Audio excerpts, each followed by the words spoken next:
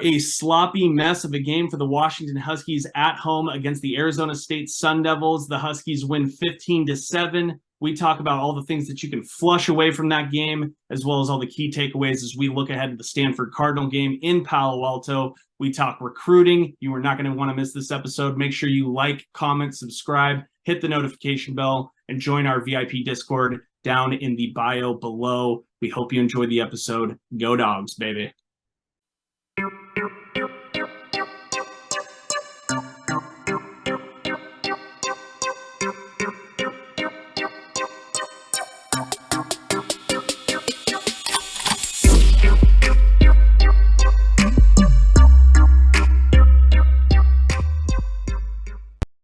Welcome to the Dubbed Up Podcast. I'm your host, Mike Flaunt. UW narrowly escapes defeat from Arizona State, but we get out 15-7, and we're ranked 7-0. I got my guys Izzo and Noah with me. Fellas, we're 7-0, but we barely got out. How are we feeling? Noah, holler at me, man. How you feeling after that? Yeah, man. I mean, dude, that's a game where, man, I thought after the Oregon game we wouldn't have those emotional roller coasters anymore like we had, but man, that game was scary. But you know what? It really was. 7-0, number 5 in the country. The Purple Lights were fun, man. Night game, Pac-12 after dark, 68,000 people. Man, as we were leaving, I just kind of said, you got to have a March Madness mentality, after that game. Survive in advance, You're going to get everybody's best shot. Arizona State had a full 2 weeks to prepare. Give it up to Dillingham and those boys. They came. They put pressure on us all night. But when you're making a run like this, the college at the conference championship, college football playoffs, the Natty, dude, you're always going to look back on these types of games and go, "Wow, that game's a little bit closer than than we probably think it should have been." But go back and look. I mean, you see that Georgia last year. They had that close game with Mizzou. Same thing with go back to the '91 season when we won it. I think Cal. We had close games with Cal. I think we had close games with Arizona. Just games. I think there was two of them. Yeah, and it's just hey, we're 7-0 though, still number 5 in the country, and you know what? It's a great opportunity for our team and the coaches to kind of say, hey boys, we're here, and we can't go to sleep now. We got to get ramped up for every game. So yeah, I agree. It was I think the one thing that really stuck out was the offensive woes and Michael Penix. Izzo, when you were watching that game, it didn't look like our Husky offense. What do you think the issues were? What do you think happened there? I was freaking out, but I mean, we were. he really was. Pacing and stuff. I think everybody in our section could hear me just freaking out. But having gone back, watched it a couple times now, it feels like a little bit of a cop out to say that this was a weird game, but it was, man. And I'm not going to blame this on the rain or anything like that. Like, we're going to have to contend with that on a regular basis in the Pacific Northwest, and that's fine.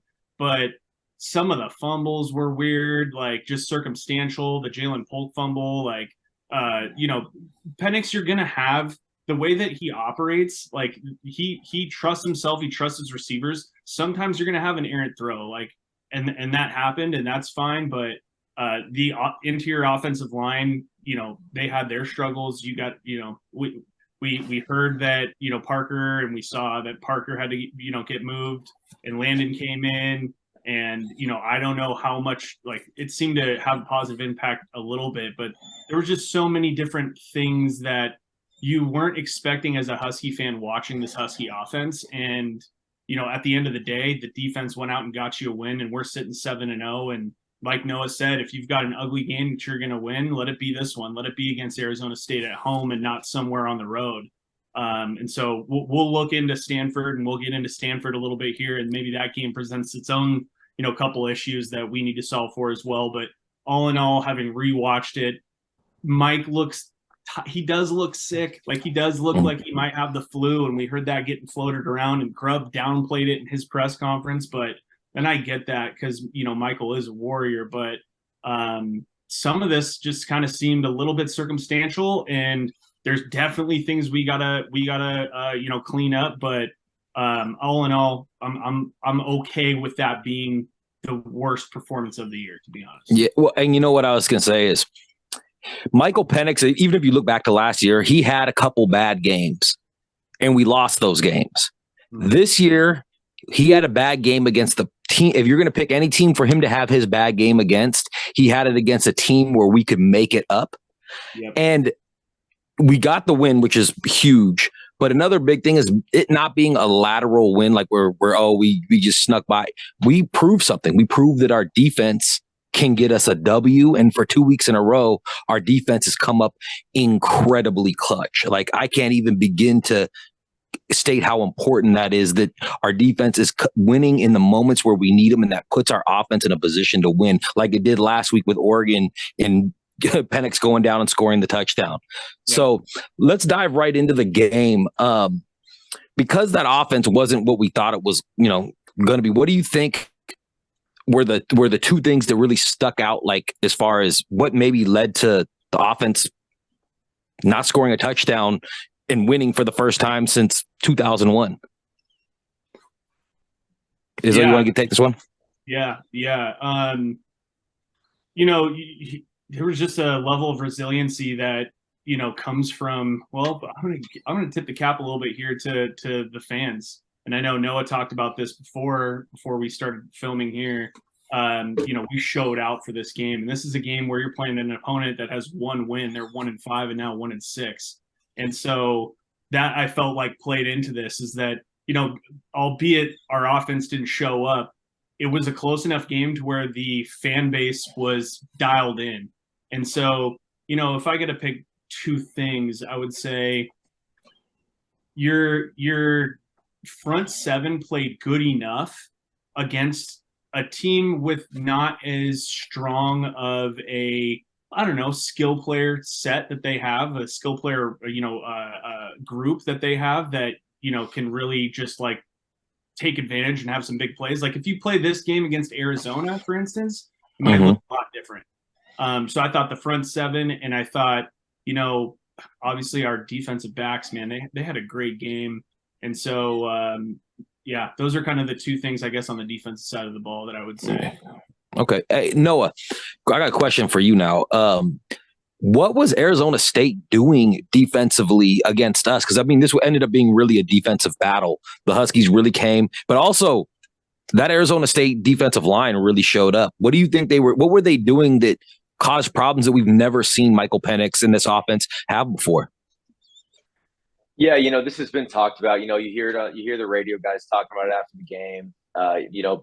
And they were just putting pressure, up the A and B gaps just all night.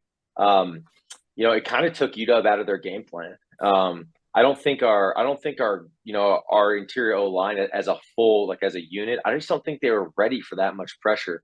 And it really, I think the best way it took it, we kind of have this balance, right? Like this 60-40 balance where we throw the ball, almost, more than we run, and not too much. But I think we kept, we were moving the ball down the field, and then we'd have a turnover. And if you look at the first two interceptions, all that pressure was getting in Mike's face. The first one to Rome, that Mallory kid, that transfer from Michigan State, he got up in Hatchet, made a nice move. Luckily, Parker picked it up. But from there, Penix had to throw off his back foot. Did see that guy underneath, threw a pick. We moved the ball down. I think a drive or two later, we're on like the 7-yard line. Rome's sitting there, man, having a picnic in a picnic in the end zone. Picnic lunch right there. And the ball just gets tipped because once again, Penix gets pressure, up in his face. And dude, you got to tip your hats to Dillingham, man. You got to tip your hats to that defensive line.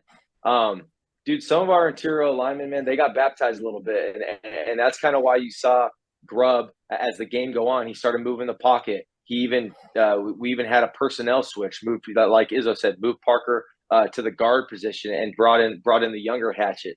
Dude, there's going to be games like this. They had defensive struggles.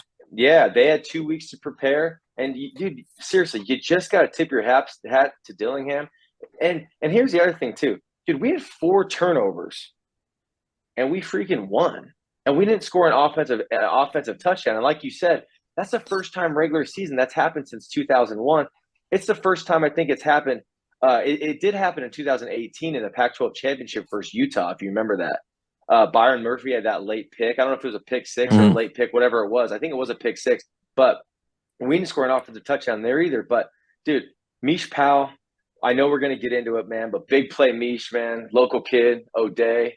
Pride of O'Day, man. Walk on once again. And I've talked about it in other podcasts, man. But, dude, our walk-on program is elite. And having a player like Mish Powell, man, dude, beautiful, beautiful play. I think that kind of is what caught people by surprise was they weren't expecting a defensive battle. And I know the weather was rainy and it was windy and all that kind of stuff, but sticking with this theme of defense, Izzo, you had talked about like our back end and our secondary really being able to prop up the front end. Mish Powell, which we brought up, but how do you think about how the secondary did as a whole? I mean, Jabbar Muhammad's name was called a ton. And they looked really, really good. What do you think? Yeah, I mean, I think this was the game that like really kind of put them on the map a little bit. I know that there was some. I mean, the Pac-12. I'm not gonna ruin this part of the segment with the Pac-12 refs, but there was some questionable play, like non flags in this game. That oh yeah, both sides. I thought Jabbar got away with one in the end zone. And that's fine because, like we said, it was both sides. To be honest with you, benefited from that. But yeah, Jabbar had a fantastic game. They had their own. He had a couple PBUs. So did Mish. Obviously, you've got that pick six, which is, when we go back and we look at this year, there's a handful of plays that we will look at as turning points for the season, and that play right there might be the one that you circle because we were waiting for this offense or this defense to show up and be, and make the plays and be playmakers like we know them to be. And we see it, Dom making tackles every single game. Oh yeah. He had another great game again against Arizona State, but really just a statement for Jabbar and for this game to show up and do what they did. Massive. Yeah, dude, yeah, that play from Mish, man. Dude, if we can show that, I mean, dude, number 7 on their team, he comes into motion from the wide side of the field. And you see Mish, he knows exactly who he's got, but watch how he keeps his back to Bourguet and kind of just like baits him into making that throw. And that ball comes right back, and Mish is just standing there with his back. He's kind of like looking at like almost like in basketball, man. Like when you're gonna pick off a pass off the wing or something. He keeps his back to Bourguet, flips his hip, comes downhill, intercepts that ball in stride, and just freaking house call. And then I don't remember who it was. I think it was 46. Defensive. Is 46, dude. He is running and he barely hits Bourguet. Just a little tap to spring Mish the rest of the way.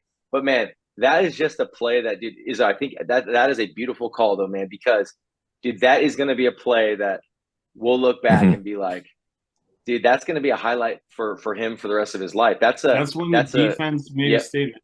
That's when the defense started to make a statement. Yeah, it was huge. And, he was a good 12 yards off the ball. Like when you watch, it looked like they were sitting in a zone because he was up on the line of scrimmage and then stepped back when the guy came in motion. And it was almost like the quarterback didn't see him there because as soon as the ball was snapped, he put his foot in the ground and went right for the guy and stepped right in front of that pass and took it all the way. Somebody who I've given a really hard time to on the show because he struggled this year, but really played well last night or Saturday night, and that's Elijah Jackson. Yep. He made some big plays because they were testing him, and he held up. And I was stoked to see that because they had the big receiver that they had over there on him, and every time they came at him, he was hand fighting. He was doing what he had to do to make the play, and I was very impressed, and I am very impressed with his growth over the first 7 games. And the staff called that out too. Like Morrell called that out. He's just very enthusiastic about the progression that he's made. But he's a physical type corner. So in a game where he's up against a physical receiver, he can contend with just about anybody. And that's maybe the difference that you see between the Oregon game versus this game is that Oregon's receivers are speed guys. And a lot of them have some size, but Arizona State's receivers are a little bit bigger, maybe a little slower, and that's the type of matchup that Elijah Jackson's going to succeed in. Is those games where he's going up against another physical player. That's true. That's true. Now, you know, part of the big impressive thing about the defense doing what they did was it was time of possession. If we look at the time of possession, it is very much in favor of Arizona State.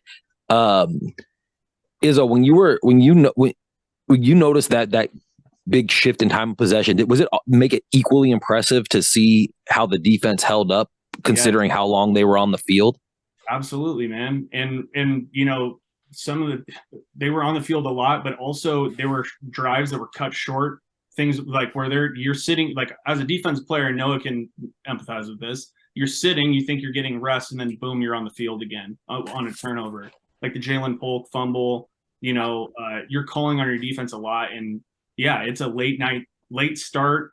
You know, they have to show up, and they did, man. And yeah, those guys are getting tired at the end of that game, and they still played solid. There was some tackling stuff that I think we'll probably talk about here, but for the most part, they played well.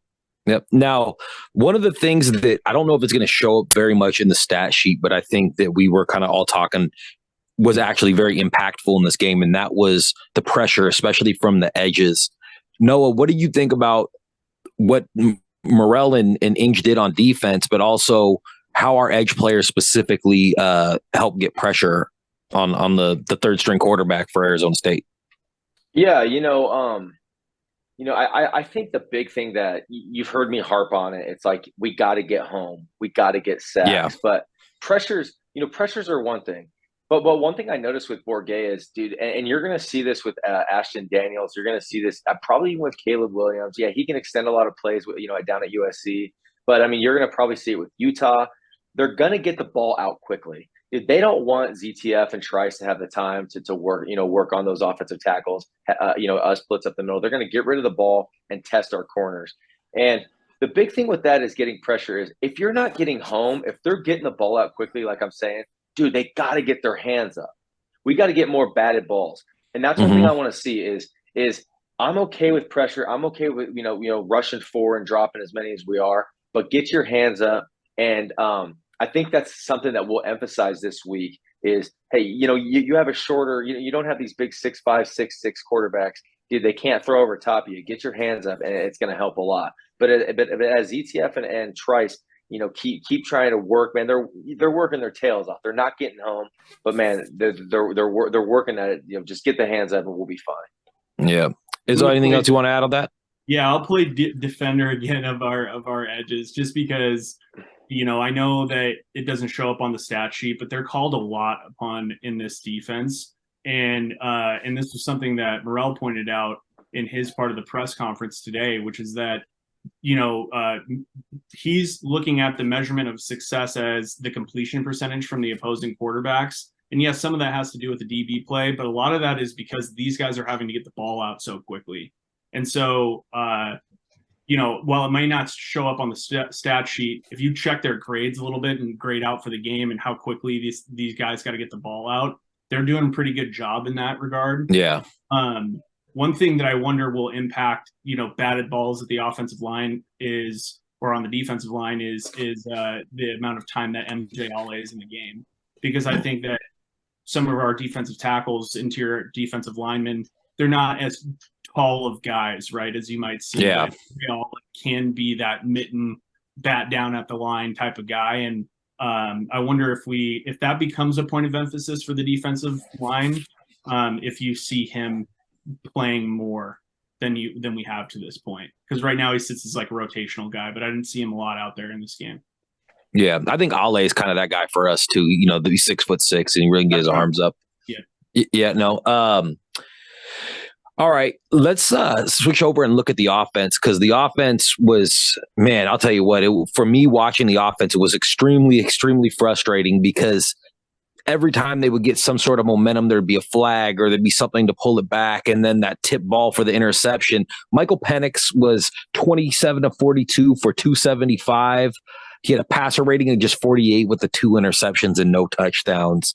We kind of mentioned earlier that we thought Penix probably could have been sick. Maybe that's a rumor. We don't know if that's true, but I think it's confirmed now. Yeah, they brought it up in the presser, but they kind of downplayed it a little bit. But he looks.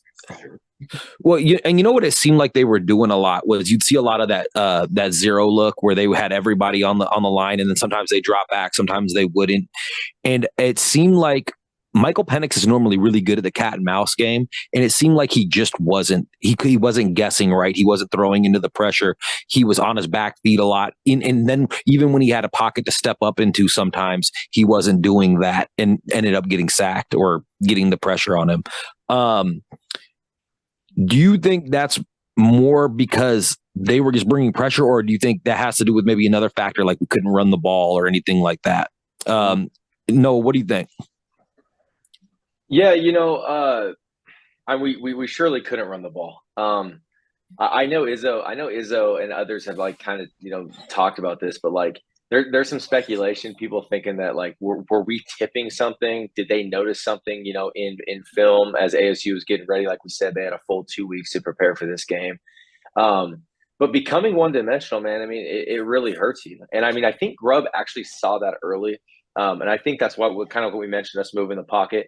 Dude, there's another time in this game that people probably don't even notice this, but dude, Troy Fautanu, he lined up as a wide receiver at one point in this game.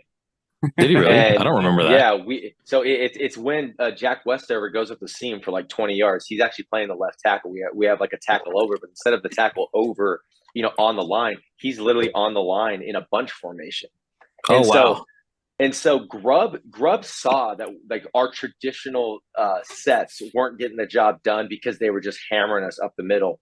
And so I got to tip my hat a little bit to Grubb because, I mean, he saw it. He was trying to make in-game adjustments by moving the pocket, completely different formations we never ran. But it was just really hard to get something going because, like you said, Mike, every time we had momentum, man, just something happened. A tunnel screen, fumble, a RPO, fumble. We moved the ball all the way down to the goal line. And like I said, Rome's just sitting there eating his picnic lunch, wide open. Ball gets batted down, goes up in the air, and picked off. It's just one of those games, man. And it's brutal. But it's 7-0, man. That's all you can say, right? So let me ask you this, Izzo. I'm going to pose this one to you. We're talking about the running game struggling, and that Grubb was really trying to get it working. When he called that fly sweep on, I think it was 3rd and 10. I know he had said in the press conference that he thought he saw something. Do you think he had a rough day calling plays, or do you think it was just a rough day specifically for our offensive line and quarterback trying to get the correct reads? Yeah, I mean, you can't discount the fact that you've got it not, you're not running the ball effectively. Your starting Heisman quarterback is sick. I do think it does have to do with the interior offensive line, like truly kind of to the point, just hindering to a point, hindering the type of scheme that you can lay out. I will say, I think this is happening. Your coaching staff has to take some ownership of the fact that they didn't. You would think that from that first half, you'd be able to highlight some areas of opportunity in the play calling and the scheme for this game. Mm-hmm. It seemed like there was almost like a hangover from the Oregon game, not only from the players' perspective, but from the coaching staff's perspective. It wasn't just this game, to be honest. There's been some games where you're like, just looking for them to come out of the gate in the second half with something different, with just making adjustments in some sense. So I think the staff has to own that to a degree. And, personally, I would have really liked to see Will Nixon more in this game. Mm-hmm. He seemed to be there's certain spots where you can notice where teams aren't dealing with speed very well. And the option from the backfield for speed is Will Nixon. And so go to him, feed him a little bit more, try to drop some screenplays to him, get creative in that. And I don't know, and I think Noah had brought this up to us on the side, but something up with maybe Giles, but it would seem like he'd be the perfect type of player to get going in this game, or a tight end, Hope or something like that, to just create some mismatch in this in this scheme in the second half, and I didn't see it. So yeah, I know the pressure flustered a lot of what we were trying to do in the running game and the passing game. And we kind of brought up that we had to shake up the offensive line for this. Parker had to move from center out to guard, replacing Gary and Hatchett, if I'm not mistaken. And then his brother Landon Hatchett came in at center. Looking back, do you think that was probably the best move? Do you think we just missed Bulow really bad at that right guard? What do you guys think we could have done differently on the offensive line so they weren't swimming so much? Because it seemed like they made the adjustment and then the adjustment just wasn't working the whole game, and we never really actually changed it up again. Yeah, when you look at Hatchett, big brother Hatchett, Jaron Hatchett, when you kind of look at his skill set, I've talked about it. I mean, dude, he's a dirt dog. Like he's a very good run. He's a very good run offensive lineman. He's great at that. He struggles a little bit in his pass set. We kind of teach this like quick set, and like I said, he got a little baptized in this game. And there's some defensive linemen there. They're physical, but they're quick. They use their hands very well in that Arizona State defensive line, and it was the right call to get him out of there and bring in his brother and just give him a break. And they brought him back in, and I think he settled down a little bit, but. Bulow, he's a little bit better. He's big. He's 6'7", 6'8". He sets a little bit better. He can kind of recover a little bit better. A little bit better in the pass pro.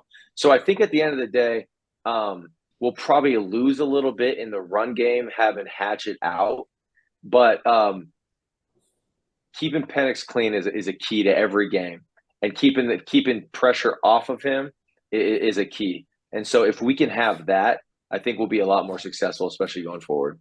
Yeah, because I when we look at our two tackles, we're bookend, and our guards have been, like I said, I know Kollock's had a little bit of struggles. He's also played really well at times too. Same thing with whoever's been playing right guard.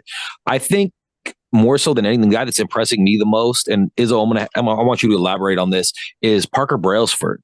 I mean, redshirt freshman, doing whatever the coaching staff asks of him.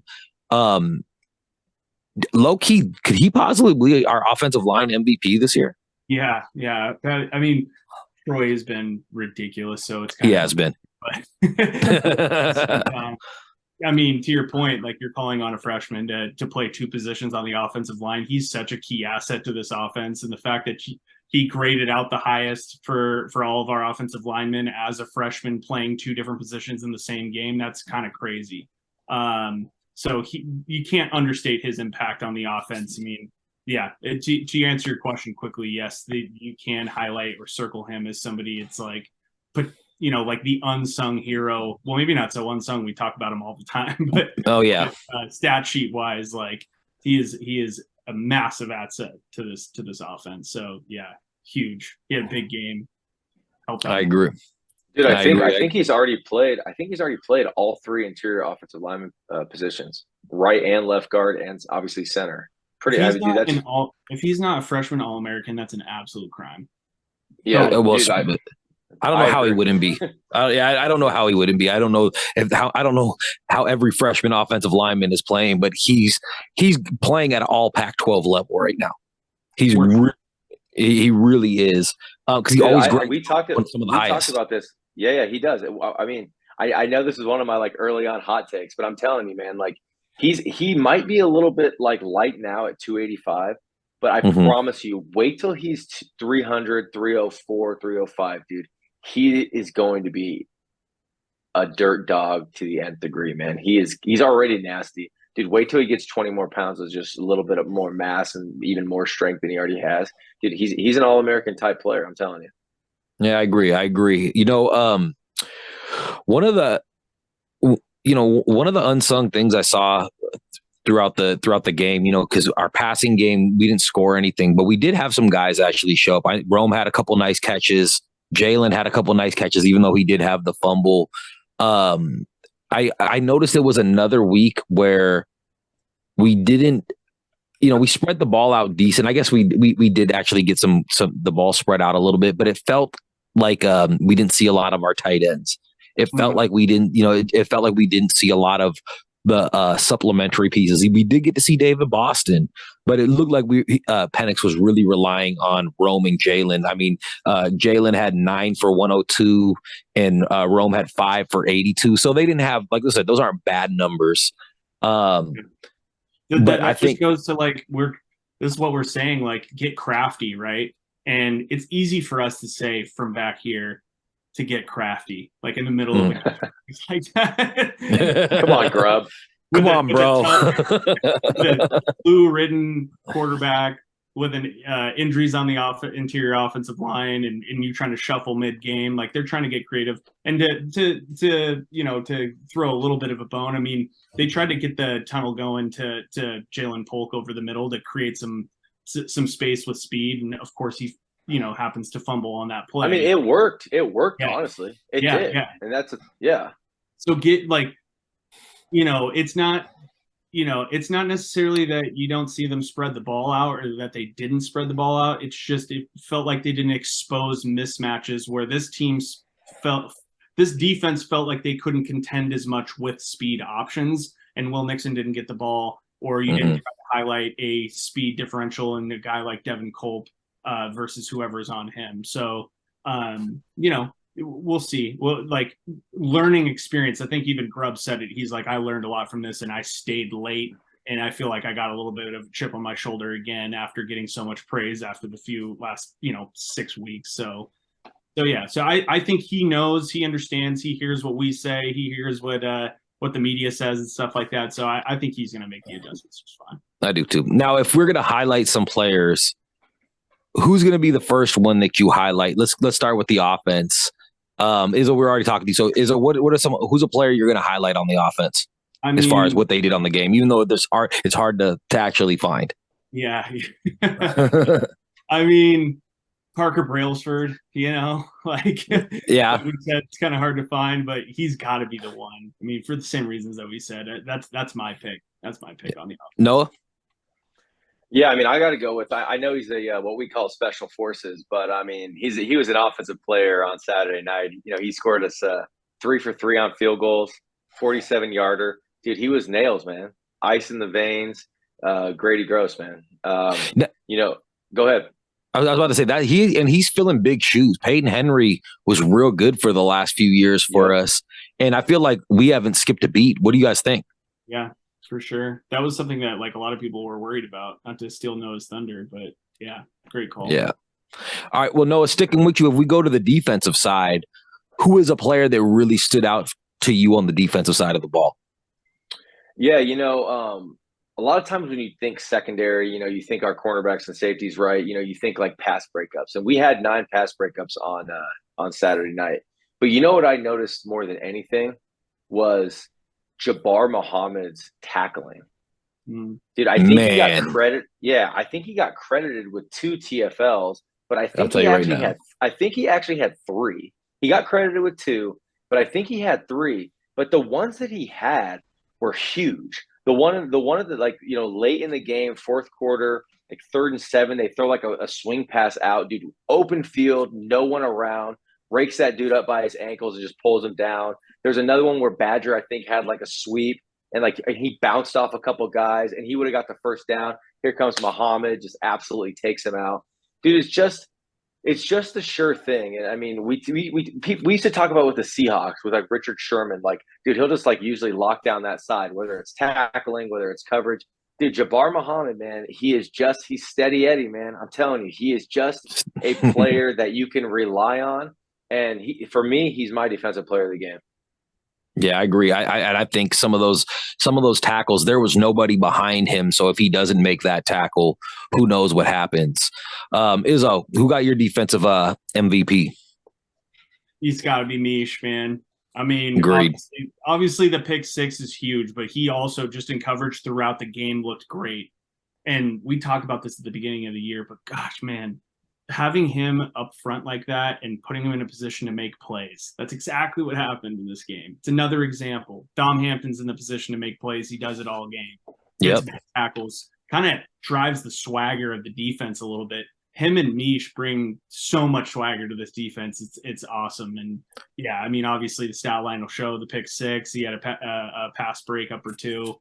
I'll give a little bit of an honorable mention as well to Asa and Cam Fab, because I thought they both had some big tackles as well. And obviously there was tackling woes. Like, we did not grade out well in tackling in this game. And some of that's slippery, bigger skill position players, but with the rain and everything like that. But yeah, I'll go ahead and give it to Mish for obvious reasons. Huge. Yeah, season saves being play. Circle it on. That's the play of the year.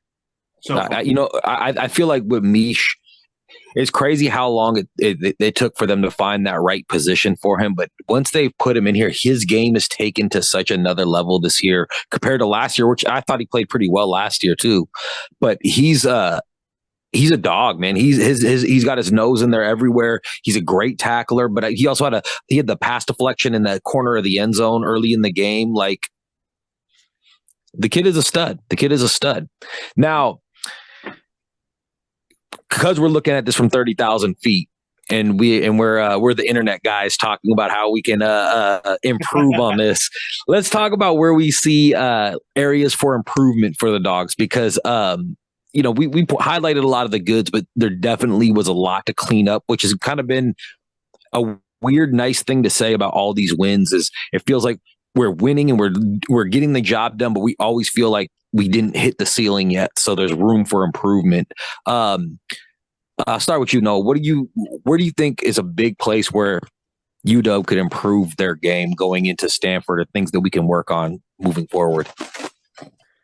Yeah, I won't go too deep into this just because we've kind of already hit this, but our interior offensive line as a unit just needs to be better. And where I think that actually can start with is getting some continuity, getting Julius back, just piece some games together so they can become that cohesive unit. When you see a guy miss a block, when you play with each other, it's easier to kind of pick each other up because you know each other's tendencies. You know what I'm saying? So like when you see a stunt in front of you, you see a twist in front of you, you kind of you just understand it becomes kind of like a movement. It's almost like a dance together. It's like an art. You know how to create that bubble better. And so I just think that if we can just get some cohesiveness with our offensive line and not have so many pieces, inputting pieces, bringing in Landon, bringing in another guy, moving Parker over. If we can just string some games together as we go into this November stretch, I think it's going to help us big time keeping, like we said, keeping Penix clean. Yeah, it's been a while since we've had the same starting 5 for 3 straight games or something like that, So I agree with you. Izzo, what do you think? For me, at least on the offensive side of the ball, I would say it's like we had talked about the second half adjustments. And, in particular, what I would love to see in the second half is 2 things. One, I want to see us ride the hot hand. And I'm not talking so much about Rome and Jalen and things like that, because I think we ride those hot hands. Like they've been fantastic. But I'm talking about at the running back position, getting guys like Will Nixon going. And I thought this was a good example of he breaks the 13-yard run and then we don't see him. And it's like, it felt like there was an opportunity to expose some mismatches there because he's so fast. And I want to see that element of our offensive game plan come into play. Make the second half adjustment and see if you can get a speed rusher, like a speed rusher mixed into this play calling that you're bringing out. Or just in the game in general, really. So the hot hand you would have liked to see personally would have been more Will Nixon. Yeah, I can definitely see that. I can, I kind of personally would have wanted to see him go to Denzel Boston a little bit more. I felt like after he got that first catch, his confidence kind of was coming to him, and I want to see what he can do, especially in a position where we had, 2 of our receivers out with Jeremy and Jalen or J-Mac. Yeah. It would have been nice to see him get a little bit more play. Now, I'm going to stick with you, Izzo. What are some things you can see them improve on the defensive side? The tackling, for sure. And this game is a tough one because, again, it's against a physical offense, like bigger guys, bigger back, bigger wide receivers, but and it's raining. But it's now been many games in a row, and it's tough because we play in the Pac-12 and there's game breakers all over the field in every game, but we can't keep saying it. We've got to make some changes there, and it's tough to really, like, this game was really tough to gauge that on, because some of the biggest plays of this game were open field tackles like Jabbar and things like that. But what you're not seeing, or what's not sticking out in your mind, unless you're kind of paying attention to it, is that there was 2 missed tackles before that open field tackle. And so, you got to make the improvement there, because, again, and we'll talk about the Stanford game, but you're going in against another physical brand of football type of team, and we've got to. Yeah, how much of that do you think it could possibly be? Because they were on the field a lot, and it seemed like early on they were really making plays. But when you're on, what was the total offensive number? I think it was. Let me look at it real quick. I think they the ball for a good 37 minutes. Yeah, 37-29 to 22-31, and I wonder how much fatigue plays a role in that as well. It does. Yeah. So you need All that right. from and that maybe is a highlight on the depth, right? Like, who are the guys behind the playmakers? So, maybe not being so reliant on your starting defensive set, like your starting guys. So, do you think that maybe they're having a little bit of an issue trusting some of their other edges? Because I also noticed Braylon and ZTF were out there a lot, and they both started to look gassed. I don't think they I think they trust Sakai a lot. I do. And you see him rotated in, and I think the coaches seem to highlight him as like a player of the week, like almost every single week. At least for the previous 2 games to this one they did. I don't know if they did for this one, but I think they trust him. But beyond, to your point, beyond that, like, are there some guys that can answer the call there? And we're maybe not seeing that so much right now. I think that's why, like, I know it's been brought up a lot, and it's just the truth. But I mean, like, that's why not having Durfee really does hurt this team. Amen. Not that we thought he was going to come in, not that we thought he was going to come in and be like a surefire All-American right off the bat, or all Pac-12 player. But it's just depth, and it's depth in numbers, and especially at the edge position, dude. You're asking these guys to get up and go like a thoroughbred horse every single play, and dude, remember. On the other side of that, dude, you got a 325-pound 6'6" offensive lineman ready to freaking punch you in the face and throw you on the ground. I mean, this is a war every time you come off the ball. And so having depth at that position is key. And I mean, it's something we're seeing as a little bit of a struggle. And I think that's maybe why you see a little bit of Braylon Trice's numbers, his sack numbers down a little bit, is because, dude, there's times where you just see him come off the field, and dude, he's gassed. Yeah. And CTF got ejected in this game for targeting it. Is it correct, or no? Do I have that wrong? No. Yeah. Okay. All right. Yeah. I guess that, before I go too far out on a tangent, there's one more thing I want to bring up about that. Do you think that might be then an area where we're going to have to really start paying attention in the offseason? Because, I mean, if we're this far into the season and he only trusts 3 of his edges, does that mean that maybe the other guys he doesn't trust? Does that mean that maybe we're not as deep as we thought we were going into the season? No, I think we kind of knew that we weren't as deep there. At least from a game experience standpoint, we were hoping Sakai would come into the fold, but I don't know if that's enough. To your point. Or like Lance or any of them other guys that are on the edges playing that we were hoping we're going to have an impact. And I guess it doesn't feel like we're seeing any of that right now. I agree. No, what's the place on defense where you could see us improving?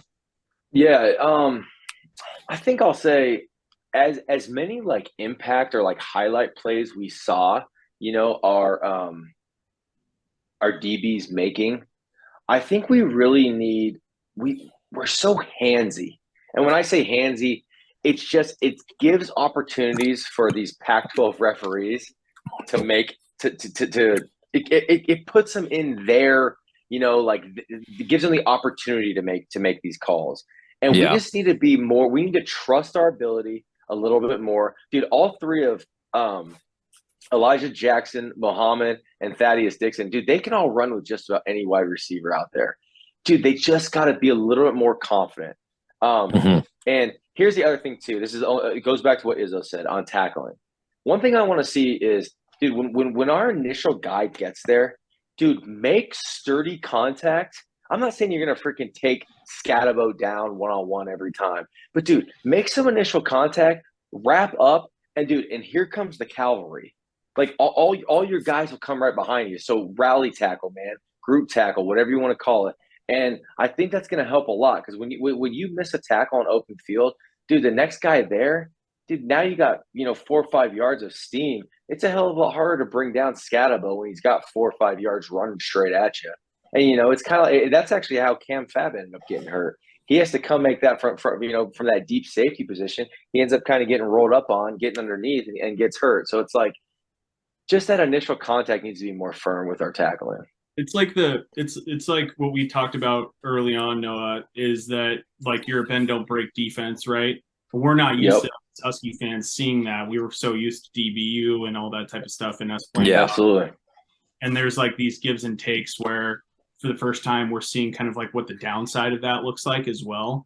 And part of it is like this interesting nuance to where defensive backs are having to come up full speed and make tackles and potentially get themselves hurt and all those different types of things. So it's kind of an interesting, just like schematic outlier, like thing, like product that comes of this defense to a degree. Yep, totally. Agreed. Before we hit the next segment, I just want to say that Dubbed Up Podcast is brought to you by Auto Media. Go check out all your Seattle hip hop needs at autogang.com. Also, make sure you hit the like, subscribe, and comment buttons on this on that are down in the bio. Make sure you go sign up for the Discord as well. The Discord #1 spot for UW information, especially recruiting.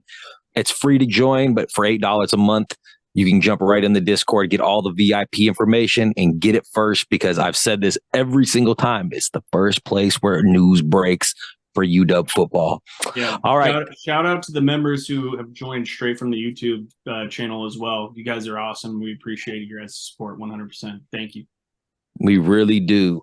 We're hearing rumors that all sorts of folks are watching our podcast. So we got to say as much love to all you guys that are paying attention. Let's look ahead to next week. We're going down to the farm to play Stanford. Traditionally, we've had some problems at the farm. Stanford is not a good team. They showed some gumption. We saw what they did to Colorado, and that was impressive. But they got beat up by UCLA last weekend. Looking towards this game, what do you think is the first thing that stands up to you as far as what a hurdle is that we might face going into a potential trap game? Noah, you want to go catch that one? Yeah. I think, Mike, you said it. I mean, for whatever reason, Stanford's always it's been one of those teams that we just, even in like their down years and some of our better years, we just seem to struggle. It's on grass, right? It's that, all the puns intended, with Stanford, it's that library setting. It's quiet, I mean, dude, there's games where they have like 12,000 people there. There might be more fans for the opposing team than there is for them. But kind of looking at this game, I mean, I could see them trying to put a ton of pressure on Penix, and they might just come with the A gap pressure, B gap pressure, just like what they saw with Dillingham did with ASU. And I think where you're going to kind of see us try to kind of combat that a little bit is I think you'll see some tunnel screens. I think you'll see some tunnel screens ran effectively. I think Rome can run them great. I think J-Mac, if he's back, he can run them great. And I think Polk can run them great. And then I think you also see some quick hitters, coming for some quick slants. I think Rome and J-Mac are elite at running slants. And so I think that's kind of how you'll kind of combat or compete against that pressure you're going to see from Stanford. I was thinking about that too. When they have every time somebody holds Michael Penix in this offense up, they're going to start utilizing some of that scheme into what they do. And I think everybody took notice that under that kind of pressure and blitzing the A gaps worked in this game. We didn't have an answer, and it was very, very obvious. So I would assume that they're going to do that kind of stuff. And I think you're right. The obvious answer is if they're blitzing from the center of the field, that means they're vacating the center of the field, which I like to see the slants and start filling that area, whether it's the slants from the receivers in the slot or maybe even your tight end, sending them up the seams or sending them on post, something where they're filling that vacated area and we're able to burn these guys when they're rushing us. Izzo, we talked about it being quiet in Stanford because it's definitely going to be quiet. If you're UW's offense, and we talked about trying to get through the blitz, what are we going to do to get the run game going? What would be things you could see us doing to really start? Because we need to establish the run for us not to be one-dimensional. And when we're one-dimensional, we leave Penix exposed. So what do you see us doing to get that jump started? Yeah, it's going to be an interesting matchup because I think to Noah's point, it seems like, and to your point, it seems obvious that what they were going to try to do is kind of drop back in coverage a little bit, make sure that we don't beat them over the top, and then rush the inside of the offensive line. And so what I could see is whoever they feel the most confident in to assist on the interior offensive line in the blocking game is probably who's going to get the majority of snaps in this game. But I think they're probably confident in both, to be honest with you. Dylan Johnson is a sure-handed catcher. So is Will Nixon. Both of them exceed there. So, I don't know that if the game plan here is going to be to just like hand the rock off a lot. And if they do, I would expect it to be bouncing it outside. And if that's the case, I think both running backs are going to be effective in this game. That said, to me, this defense that Stanford has, they're disciplined. They don't commit penalties. They tackle well, but they're not very athletic. Yeah. So expose that. So get guys some space. You know that we talked about this in the Oregon game, how Grubb just showed that nasty streak he's got. And he started the game with that pitch that Oregon typically runs to Johnson. He broke it for 13 yards. That is the type of play that I want to see, is like run from the shotgun, like get an inside handoff to where the running back can make the read and bounce it outside that they need, if they need to, or off tackle handoffs, like that type of thing. Yeah. Go back and just make sure you're running that motion effectively. Get a lot of guys moving, try to create some confusion on that defense. Some end arounds, like not the double end around that ends up. That was brutal. That was kind of why I brought it up to you, is because we had mentioned not seeing enough Will Nixon in the last game, and I watched the Stanford Colorado game, but also the UCLA game, and what I noticed against UCLA was when UCLA got their skill guys out in space, and they had to force these less athletic Stanford linebackers and DBs to try to make a play, they didn't have the guys to do it, and they got burnt on them. And I think having a Will Nixon or a Dylan Johnson, or even like a Westy out in space where they can make a move against these less athletic guys, I think they're gonna be able to find success doing that. Yeah, J-Mac in the slot. Oh God. Yeah, that would be beautiful. I'd love to see him get 3 carries in this game, to be honest with you. Get him full blast running, coming around the offensive line and hand the ball off. See what happens. Yeah. Izzo, I'm sorry. I was gonna say Noah. Do you see us going up top early against these guys to try to make a statement, since we didn't? The big play is a big signature of our offense. Do you see them trying to go up top early to try to assert our dominance early on Stanford?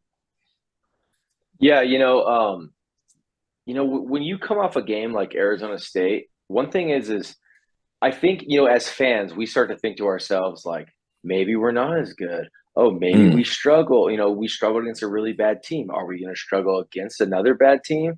I think the coaching staff very quickly is going to want to start fast. I think you're spot on, Mike. I think they're going to want to take some shots. I think they're going to just want to restore that little confidence back in Mike Penix. Rome, yeah. Hopefully J-Mac's back. I mean, just get that little confidence, get that swagger back, that we them boys, and we're gonna be fine. And I just think that you might actually see like first play of the game, deep shot, something like that, and just be like, hey, we might have had a hiccup, but we're right here and we're fine. So that's a good question, Mike. Okay. Now looking at actually, is there anything else you guys want to hit on the offensive side of the ball before we move to the defensive side of the ball? All right, defensively, do we just continue what we were doing? I know they got some players. We saw what they did to Colorado. That 29 unanswered points in the fourth quarter was huge. I know they have a big receiver. I believe he's number 13. Makes plays. Their running back averages, I think, 6.2 yards per carry. And Stanford's always had big dogs on the offensive line. That's kind of their thing. If you're Morrell and Inge, what are you telling your guys going into this weekend? Like, what are you watching out for? What are we doing to make sure we don't get burned by Stanford? No, you want to take that one? Or Izzo, you can. So, I'll go real quick and then Izzo can go. Mine's pretty easy. I would say if I'm them, they haven't had a ton of success this year, but they do have some playmakers. I mean, they have that. I might butcher his name. I think it's Elik Ayamaner, I think is his name. Ayamaner, yeah, number 13. Ayamaner, that's what I'm talking about. Yeah. I mean, I think he was like 13 for 295 in that game versus Colorado when they came back. And the other guy that I really think is that Ben Yorser kid. Yeah, the tight end. The tight end, 84 maybe. I mean, dude, I know UW was all over him trying to get him to come up to Montlake. Yeah. He's an NFL. Absolutely. I mean, he's one of the best tight ends in the Pac-12, if not the best. I mean, I'm just looking at Ashton Daniels. If I'm that coach, I'm just trying to get the ball in my playmakers' hands and let them go to work and just kind of see what happens. I mean, I think that's really all they can do. And so shut down they got like 4 or 5 running backs they give the ball to: Filkins, Smith, Emmett Smith Jr., Irvin, Lamson. I mean, they give the ball to a lot of different guys. So EJ Smith, you mean? Is it Emmett Smith Jr.? Is it Emmett Smith Jr.? Yeah, I think it's Emmett Smith Jr. I thought it was. It could be EJ Smith, but yeah, I'm pretty sure it's Emmett Smith's kid though, for sure. Definitely, I know it's that. Yeah. Yep. I just want to make sure if we try our best to get the names right. Absolutely. I mean, yeah. So that's kind of my thing is just get the ball in their playmakers' hands, let them kind of see what they can do. Yeah. Casey Filkins, EJ Smith, Ben Urosic, like those are the guys that you have to key in on. And the one thing that if I'm Inge, if I'm Morrell, their offensive line has really struggled this year. And we have playmakers on defense that can really contend with these guys. So I'm bringing pressure. I'm trying to confuse the quarterback and like keep them out of their game, because where this can be a trap game for us is if we let them do what Arizona State did with the time of possession. Like, don't go Stanford get lulled to sleep on defense because they're just bruising you and running it down your throat. I think this is going to be a really big game for MJ Ale. He's going to be a massive factor in this. Thule as well. So, pray that he is 100% for this game and that he's playing in it, because, we need to keep them from getting long drives, keeping the offense like on the sideline, kind of getting a lot of rest, keeping them out of their rhythm. So, we have better athletes than they do, and we have better defensive line than their offensive line. So expose that, send guys home, throw some weird blitzes at them, and keep them uncomfortable. Yeah, I think our front 7 and 8 is going to have to really we're going to have to really stuff up the center or the middle. They run a little bit more than they pass. And I think it really is. Yeah, it is. It feels like that. So one thing, So I would say this: if we would have just blown the doors off of Arizona State, I think that this kind of screams trap game to me. But I have just the most confidence in Kalen DeBoer and his staff, and in their Sunday morning meeting before they brought the boys in to talk. I promise you, Kalen DeBoer and Grubb and Inge Morrell, dude, this is a business trip to the nth degree. I know it's Stanford. I know they're 1-5 or 1-6, whatever they are, 2-5. I think they're 2-5. I mean, dude, I'm telling you, this game could get ugly quick. And I think we absolutely blow the doors off these guys. We're going to play pissed off. These coaches are going to call plays pissed off. They're going to have these guys ready to go. Be refocused. Definitely be refocused. Yep. All right. Is there anything else you guys want to hit on in this game before we move on to the next section? Just go take care of business, man. Let's go 1-0. Beat Stanford. Beat Stanford. All right. Like I said, Dubbed Up is got a wonderful Discord that I want you guys to go check out. The link is in the bio. Make sure you guys go there. We'd like to have you guys post questions to us and we answer them live. That's what we're about to get into right now, our Discord questions. The first one is from Kim Reynolds, and Kim Reynolds says, "Great. What's going on with our in-state recruiting? By my count, we've had 16 in-state 4 or 5-star players in the last 3 cycles, 22 to 24. And UW has only gotten 3 of the 16, while Oregon has 5. It looks like Brown will be their 6th. Will this staff change this or do something to address it? Izzo, help me out, man. Yeah. He says, yeah. This is one of those things, man, that's like recruiting is so nuanced. Like there's not like an easy answer to any recruiting question, especially with how things have gone just with just bringing in a new staff and them having like an open concept to recruiting players from all over the country. Look, I think they're always going to be strategic in that they're always going to take the best players available to them. It does not matter to them whether or not that this kid is in state or not. They have to, this going into the Big Ten demands, and even in this conference, demands that you take the best players available to you. They don't pay attention to the recruiting rankings that we do. And by all means, a lot of the time that those recruiting rankings are put out, they're hard to move, and they're set when these guys are juniors. Like they're not, and it depends upon their camps and all this different type of thing. And Washington State's, generally speaking, their level of competition is lower than California's, and so you have less reliable tape. So if you play football in the state of Washington, you're against an immediate disadvantage in that you don't have the same amount of tape, quality tape as other players do, especially on the offensive side of the ball. All that being said, I'm not discounting how good some of these in-state players are that we have. We have great in-state talent. But the reason I bring that up to foreshadow what I'm about to say is because recruiting is a marathon. So if some of the kids that started getting recruited as juniors when this staff was new, and they're wanting to sit and wait a little bit to decide whether or not that they have UW pegged as the #1 school on their board. If you wait that little bit, during that time, our staff is establishing relationships with players in California, in the Midwest, in Arizona, and so you immediately fall back in terms of priority because those spots eventually get filled, and our staff is getting to know other kids at the same level as they know you, with FaceTiming, after games and stuff like that. It's very nuanced. Now, do I think that this will change? I do, because that time frame of when these kids started getting recruited, it does dictate how the rest of that relationship goes, and both sides stay open to other options. Staff stays open to other options for players, and players stay open to other options in terms of schools.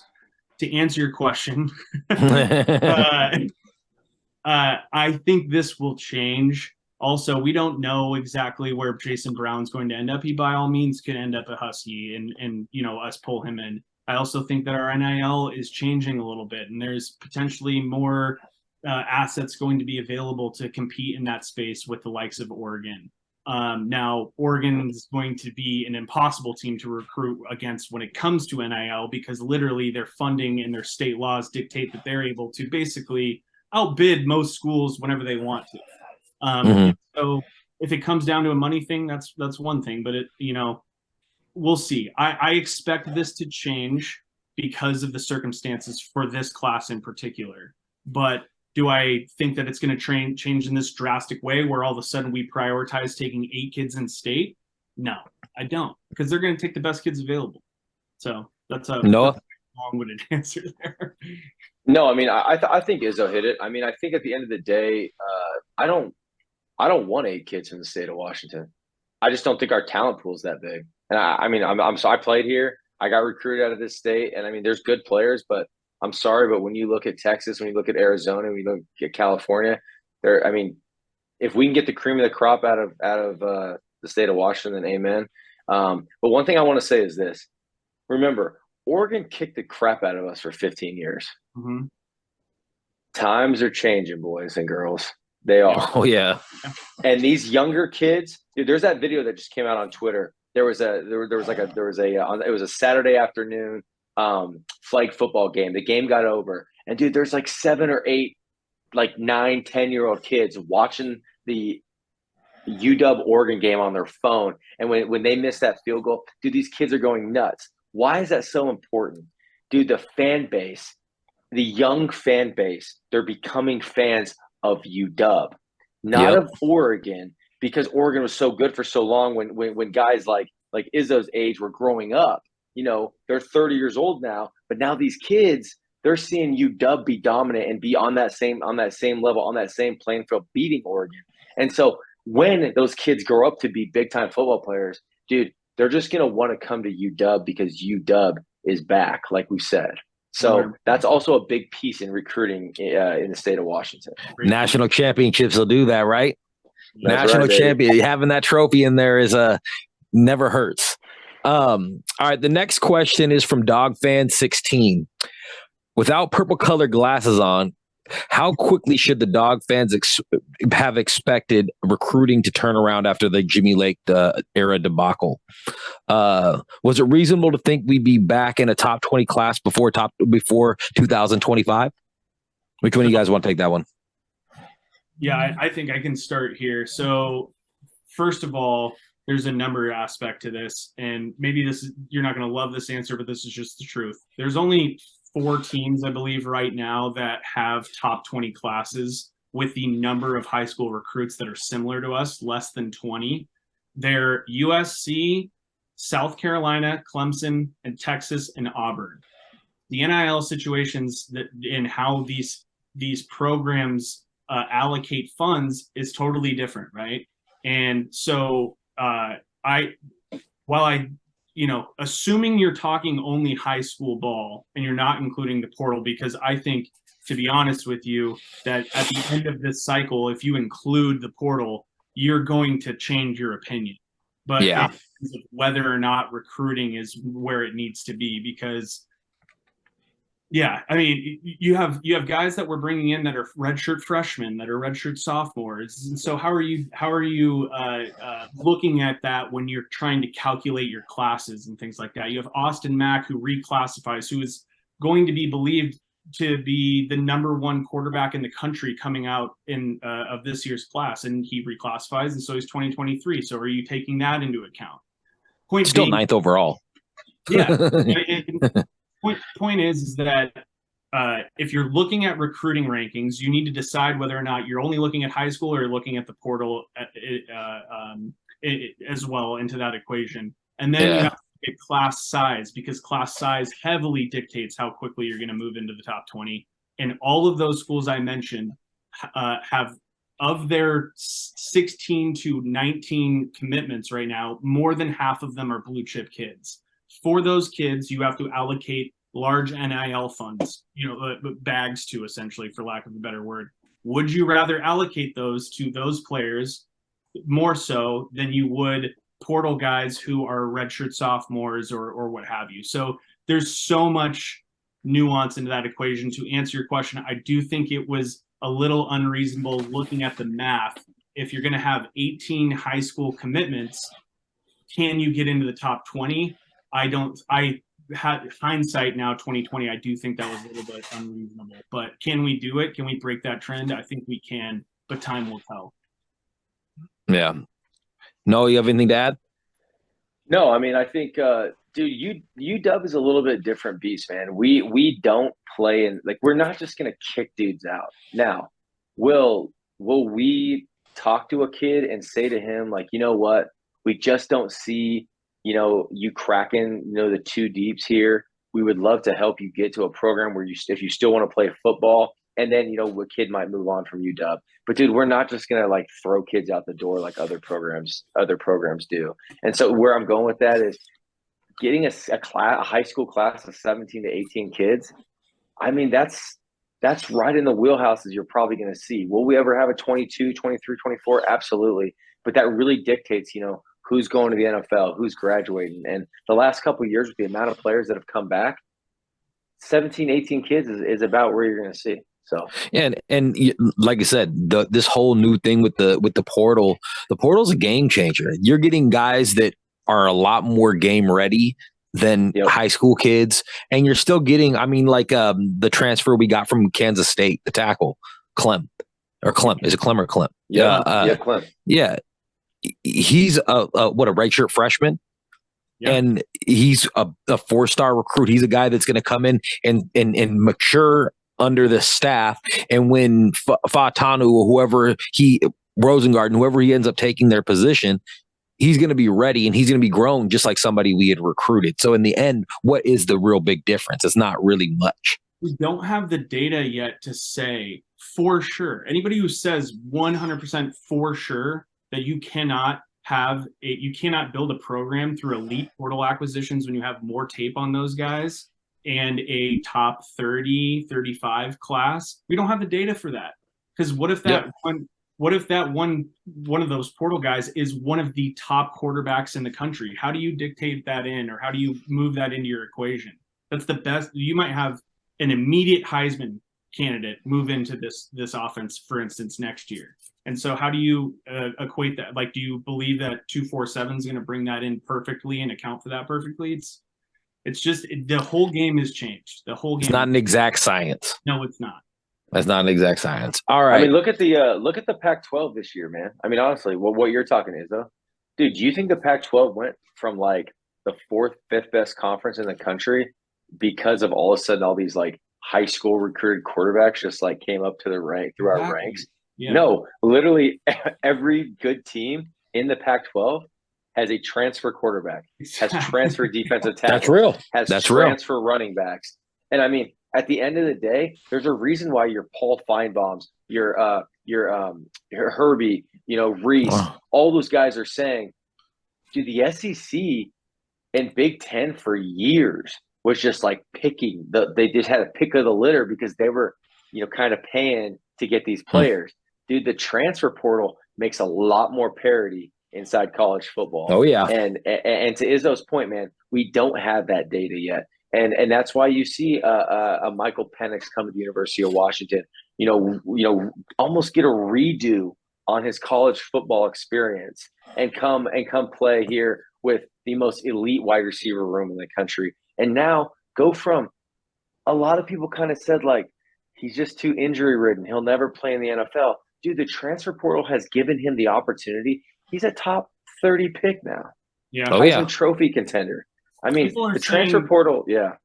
No, sorry, not to interrupt you. This is a point that you've brought up to me multiple times. 2 of the 3 highest rated recruits on the University of Washington, what position do they play? Wide receiver? Interior defensive line. Oh, that's right. Yeah. Yep. Do you think that's the strongest group at the University of Washington right now? Yep, no, you're right. So, like, how do we have the data again, right? Michael Penix is a 3-star, right? But there's this narrative like we're winning with Coach Peterson's guys. It's like, well, some of our key positions like wide receiver, Rome, and those guys, they're 4-star. Jalen McMillan, 4-star guys. But if you look at the rest of our roster construction, do you feel like there's this giant separation in recruiting rankings between a lot of the players in our team that we have right now who are ranked number 5 in the country to who we're acquiring right now in the high school? No, they're not. It's not that different. Dude, when someone's sitting on your roster for 4 years, who cares if they were a 5-star in high school? Dude? No. Dude, I don't care. I don't care after 2 years. Dude, if you ain't getting it done, you ain't getting it done. Michael Penix doesn't care. So real quick before we get off of this, because we're talking about recruiting, we did get 2 commits today. We want to talk on any of those commits real quick? Sure, man. Let's start with the quarterback, Jackson Kollock. Is that what you say? Yeah. Kollock? Yeah. 3-star, big kid. I saw some of his tape. He looks like he's got a rocket for an arm. I saw one where he was rolling right and hit a guy in the back of the end zone. Throw looked like a Michael Penix throw just by a righty. What do we think about him? What do we know? So Jensen said this. He immediately said, and the guys who love recruiting rankings will like this. He said this is the equivalent of you getting a high-end 4-star, and his ceiling is something like Justin Herbert. And so wow. The thing that hopped off the tape for me is that he's super poised. He can move. He has some good rushing stats. He'll probably be a pocket passer, but if he needs to bounce out of the pocket, he can. The kid has a cannon, man. He can throw the deep ball, and he throws it with touch. Like he puts go watch his tape. It's not like just like a beeline zip. It's, as Noah likes to say, he can make all the throws on the field. He can make that bomb throw on the run, off balance, 50 yards. He can do that, and he's big. He's 6'5", 225 pounds, 220 pounds. He's a big boy. Man. Like, this is not just your podunk 3-star. This is he's going to be a stud, man. Absolutely. All right, and then the other recruit we've been talking about. What's my guy's name? Why is my brain going blank? Who's the other? Yeah, we've been talking about this for a couple weeks since he decommitted from Arizona. Not really a big surprise, but how are we feeling about adding him to the defense? Big boy, fifth lineman, defensive lineman, I think, in this class. Yeah, I mean, we knew that when he came up to the University of Washington, we knew that he had an absolutely incredible time. Fell in love with the staff, fell in love with the recruiting guys. And I think a lot of us thought, because he was actually committed to Arizona when he came on his visit, if I remember right. And I mean, I think a lot of us thought he might even flip on his visit. But man, UW just kind of, stayed on him and ended up decommitting from Arizona, and he came up for the Oregon game and he ended up committing. But dude, he's a kid who I think the best way I'd explain him is he's raw, but has a very, very, very high ceiling. He's got some heavy hands. He knows how to use his body as like a 16, 17-year-old kid. He's already strong enough to be able to, get rid of an offensive lineman, has a nice bull rush. He plays down at South Point Catholic, so they got a nice coaching staff. So you can see that he's already working his hand. He's got some heavy hands. One thing about him is I don't know if he's like a come in and play right away type player, but when he is ready, though, I think you can expect some big, big things from Keanu Wilhite, like big things from Keanu Wilhite. So he's got a player on the other side that Elijah Rushing, who's a little bit higher ranked than him. But at the end of the day, 3 years down the road, 4 years down the road, they could be neck and neck in my opinion. Agreed. Okay. All right. Anything else we want to add on that before we go to the next segment? Nope. All right. If you guys like that segment, make sure you go and join the Discord. The link is down in the bio. Like I said, the Discord to join is free, but for just $8 a month, you get some of the best insider information out there on Washington athletics and specifically football and basketball. Right now that we knew about Wilhite, known about that one. Yeah, it was longer than everybody else. There was definitely conversation in the VIP football chat, which I'll tell you what, the VIP football chat is fun. You get a lot of interesting perspectives from people that really know what they're talking about, and it's some good back and forth in there. Now, as we look forward to the next segment, we're going to look at some of the national games that are happening this weekend. And I mean, we definitely had a little bit of it wasn't as big of a weekend as the last 2 weekends were, but once again, the Pac-12 is going to be headlining this weekend. But let's start with the national perspective. Number one, Georgia's playing Florida in the world's largest outdoor cocktail party, which you know what? But I've heard it's actually like one of those like bucket list type things you got to go check out college football. And I think one day I'm going to make it down there. Noah, what are you thinking on this game? Did we see what the line was? Yeah, the line's the line's 14.5. Georgia 14.5. Games at Everbank Stadium in Jacksonville. A lot of people don't know that. They play this game every year in Jacksonville. Mhm. I'll tell you what, man. I've been to this game and it's a blast, man. People tailgate for this game for days on end, 48 hours, 72 hours before. They're piping hot, ready to go by the time this thing kicks off. I like UGA to win, but Florida covers for sure. I'll be betting this game myself, especially with Bowers not playing. I really think that Florida covers this game, and this is a rivalry game. Like, oh yeah, dude, I think we talked about Bama and Tennessee last week. Dude, these guys hate each other too, big time. Big time. Do you think it would be messed up if one of these years we did a dubbed up podcast from the Florida Georgia game? Hey man, if we ever want to do that, we got some ins with the Georgia program. So let's do it. You know what we'll do? Maybe since we're going to be in the Big Ten, we'll do it one of those weeks when we're like playing like Rutgers or something like that. So we don't got to go to New Jersey. We'll go somewhere where it's nice and we'll just talk about the game in New Jersey. Yeah, I like that idea. The next one on it is we got undefeated number 19 Air Force playing Colorado State in the battle for the Ram Falcon Trophy. Noah, this is your alma mater, man. Are you surprised these guys are 7-0 and ripping like they are?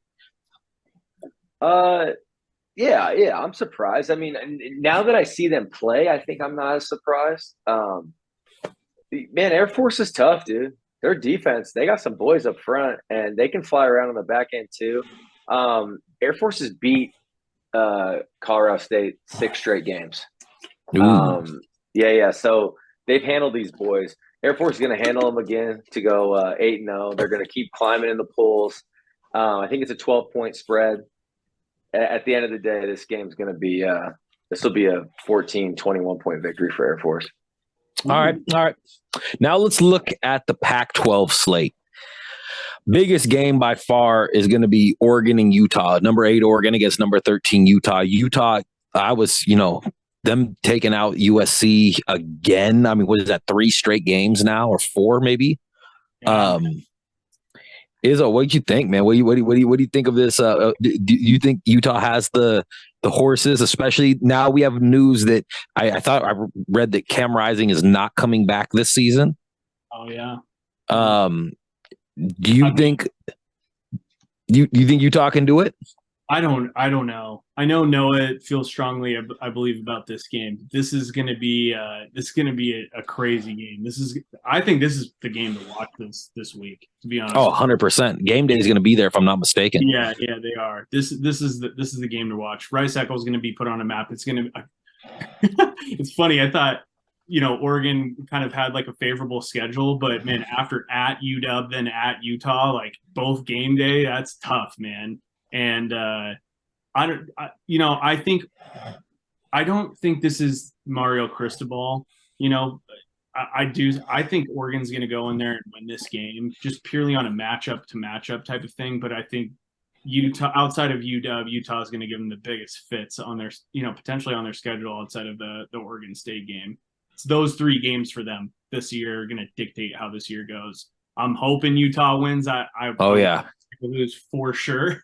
And Whittingham has their number a little bit, but yeah, I'll pick Oregon by like a 1 possession field goal type of thing, like just barely squeaking that game out. But I could be wrong.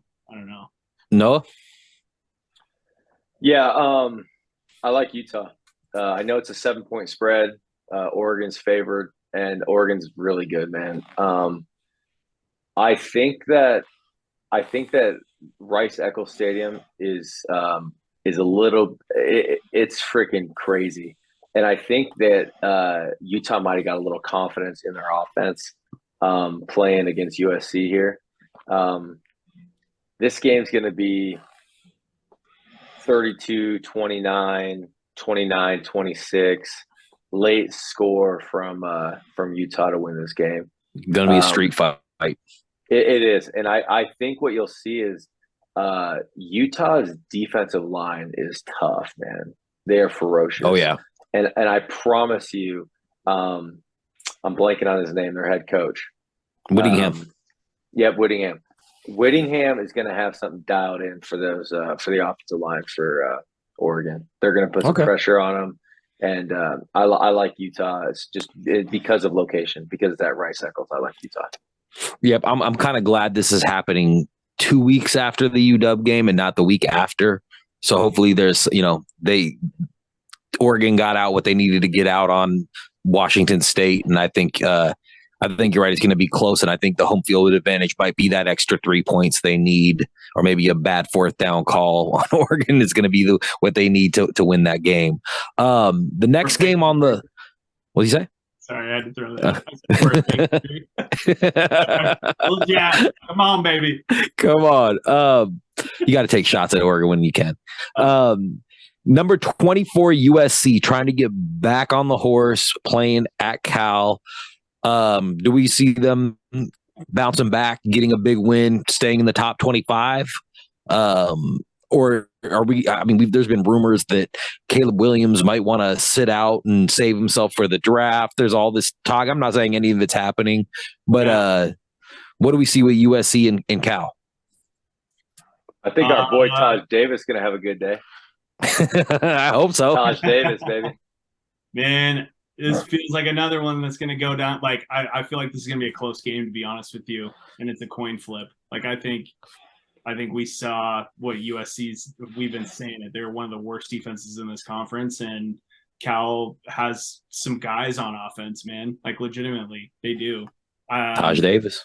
Yeah, man. I'm gonna pick the upset again. I think USC is just gonna slide, and it's gonna be maybe I'm hoping for it, but I don't know. I just don't believe in USC at all. And I could see Cal sneaking up and getting a win. They're well coached, man, especially on defense. Like, this is not a good game for USC. This doesn't set up for a USC comeback. It doesn't. Yeah. I'm hoping USC wins just because I want USC to be ranked mid-teens or something when they do play us, because I want that. I want to take that from them, and I think that looks good on our resume. But you never know. Good. I don't feel good about picking Cal, but yeah. All right. Next game on the slate is Colorado at number 23 UCLA. UCLA's been playing some lights out D, ranked in the top 25 again. Colorado's kind of doing what a lot of people thought they were going to do after that hot start, and they're kind of trending down. Noah, what do you think is going to happen in this game? Yeah, man. This game, it's at the Rose Bowl, Pasadena. Just too much defense from UCLA. I think they're 17-point favorite. Man,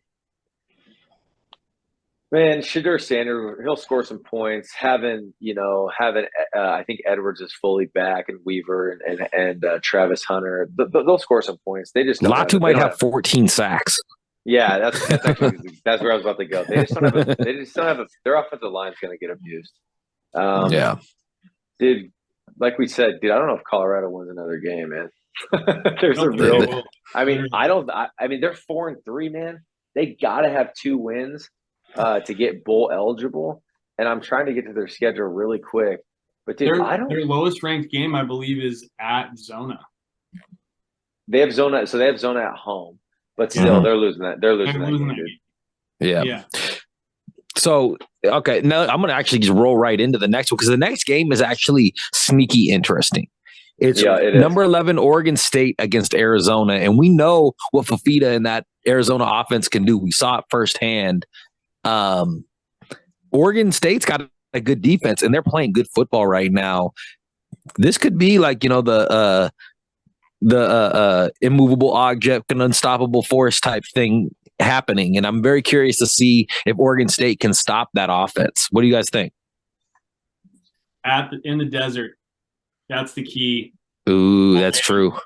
This just feels like this week is the week where, last week with the Utah win, it's kind of like Pac-12 beating up on each other, but this feels like it could be the Pac-12 like really just kind of shooting each other in the foot here with at Cal for USC and then at Zona for Oregon State. Honestly, I don't know. this is gonna be a super interesting game. Like, remove the ranking. Like, if you just got rid of the ranking for Oregon State being number 11, how would you pick it?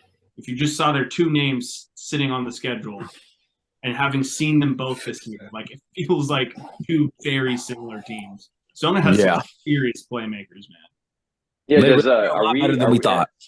Yeah, absolutely. Are we sure that like Noah Fafita, is he like definitely the starter now? Because remember, like 2 weeks ago or last week, we were like, like Jed Fish was talking about bringing Jaden Delora back and starting it, but then Noah Fafita ended up starting against Wazoo when they boat raced Wazoo like 44-6, and Fafita played again last week. It sounds like maybe he's kind of like the bona fide starter now. So hold on, I just want to say one other thing really quick, Mike. And you just made this statement, and I'm not disagreeing. I'm not going to sit here and act like I've watched these guys play a ton because I haven't. Mm-hmm. Is Oregon State's defense that good?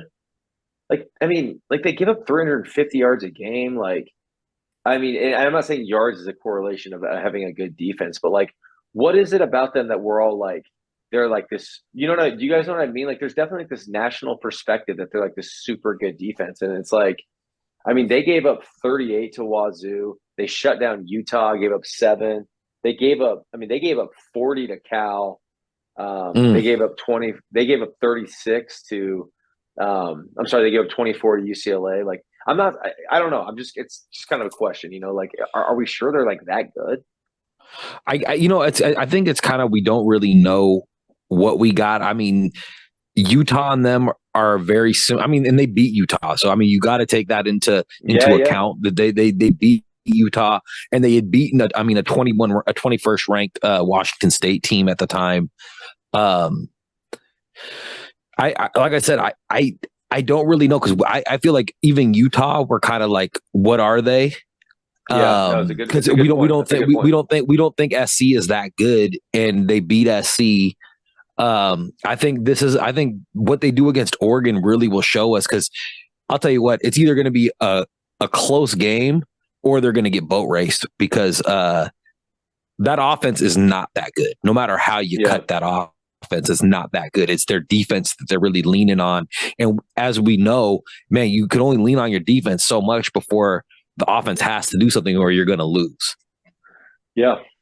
No, it's a good point. It's just something I've been thinking about for the last couple of weeks now, last month or so. Is like, I mean, is Oregon State, their defense as good as we think they are? So well, I think part of it is, well, and part of it is, I also think we're still like, I don't know if I don't want to say the jury's out on DJ, because I think his numbers are pretty damn good, but it doesn't feel like DJ's winning them games. You know what I'm saying? Like, when you look at the great quarterbacks in the Pac-12, they're winning their team games. And I don't know if we look at that offense, and I mean, maybe Martinez can win them a game, but would you really ride against Oregon having Martinez win the game for you, or against a big time school with Martinez winning the game for you? I just don't know. I don't know if I feel that way about DJ either. I guess time will only tell. All right. Anything else you guys want to touch on as far as the national stage is concerned?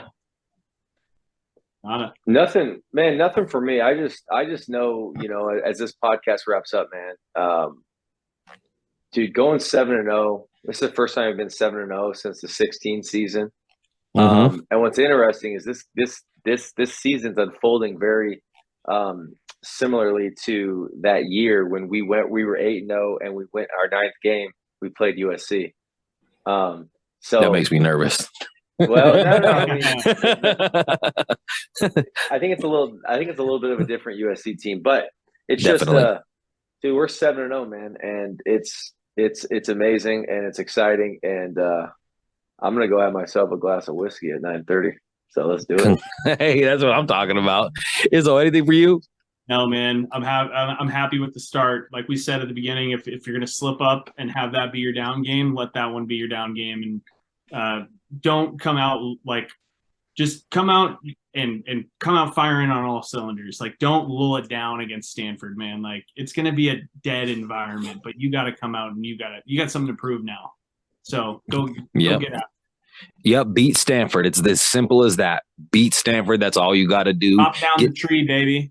Yep, get to 8-0 so we can get into that big matchup against USC. So This is the end of another glorious episode of Dubbed Up. Make sure you guys go hit the like, subscribe, drop a comment for us. Make sure you join the Discord. Like I can't say it enough. The best information on Husky sports is in the Discord. It's free to join, but just for $8 a month, you can get in there and get that VIP information. Also, make sure you go join the Twitter. A lot of good conversation, a lot of back and forth. I always say us on Twitter, the tip of the sword for Huskies versus Ducks, Huskies versus Cougs, Huskies versus the world type stuff. So make sure you go join that as well. For Noah, for Izzo, I'm Mike Flaunt. And this is Dubbed Up. Go Dogs. Go Dogs, baby. Go Dogs.